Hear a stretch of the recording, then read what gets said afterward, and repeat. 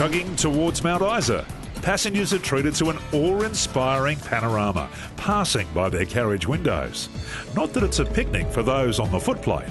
It's a noisy environment, noisy and hot and dusty and dirty, but the crews all love it. They love it. Very rough. It's very similar to riding on a tractor. It's speed, very rough. Quite a difference. The drivers we have with us on this trip are regular city train drivers who normally move the good folk of Brisbane about their business in air-conditioned comfort. So this is the complete opposite, and they love it. It is a big thrill, especially when I see the kids out in the middle of nowhere really, and they're there waving, and probably never seen one in real life before, so it is, yeah, it makes your day.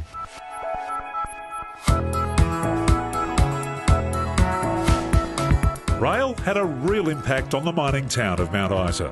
Before it came along in 1929, carriers had a hard slog, pumping ore on camelback and cart.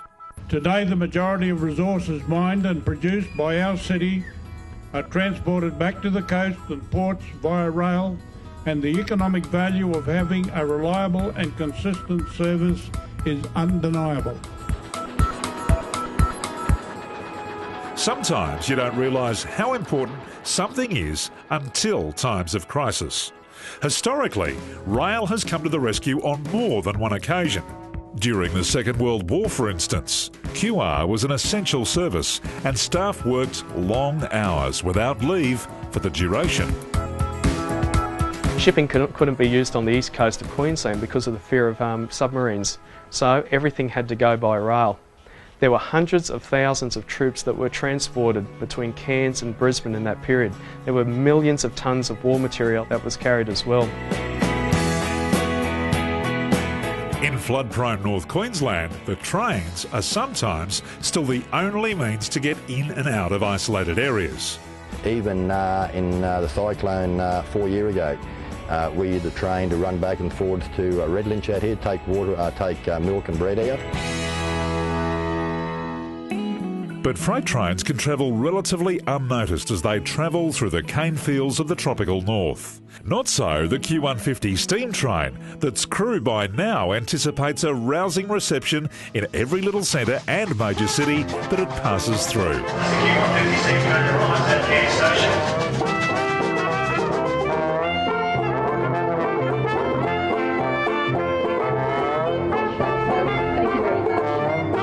Train travel has been very important to this part of Queensland, and also we've got the famous Kuranda scenic train at the moment, but that was built back in the 1890s, so very, very early on. It was a major engineering feat, so it really did link all of the communities in what was a very remote area.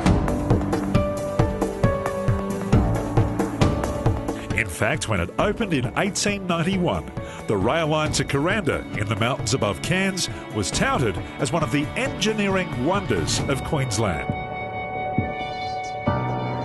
The climb up the Barron Gorge was fraught with peril in a lot of ways, especially for some of the workers who were on there as well. And they had to cope with everything from tropical downpours down to leeches, down to disease, to poisonous snakes in the jungle. 11 tunnels, elaborate bridgework that came from English steel mills, all to ensure a connection to the prospering industries of the Atherton Tablelands. And you could go through 2, 3 and 4 and go through the tunnels without putting another fire. As soon as you put a fire on, you could black smoke, see? So, and if you were having a tough time, you'd be just chugging through there and you'd have to put a fire on. As well as catering for primary producers, the new line heralded the beginning of an important tourist industry in North Queensland. No, well, the tourist trains actually started around the early side of the railway line. As soon as it got to Kuranda, they built a hotel up there. A gentleman set up a business. The boats came to Cairns, put them on the train, took them up to Kuranda. And that went right back to the 1890s. During the Depression of the 1930s, railways benefited from a sort of stimulus package from the government, which spawned the new tourist train, the Sunshine Express, and created much-needed jobs in the industry. Of course, in modern times, we enjoy the wonderful experiences that the Sunlander, Spirit of the Outback, Westlander and the high-speed tilt train lead us to. But the arrival of the Q150 steam train into places like Mareeba has allowed local QR crew to see everyday sights through fresh eyes and get a taste for how their forebears rode the rails.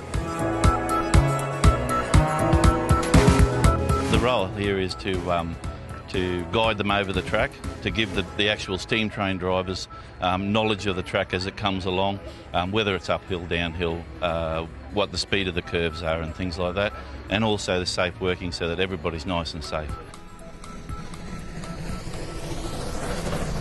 I remember the old saying, the navvies on the line, they work for 2 and 9. They live in a tent and pay no rent, the navvies on the line. That was the thing that all the school kids used to say.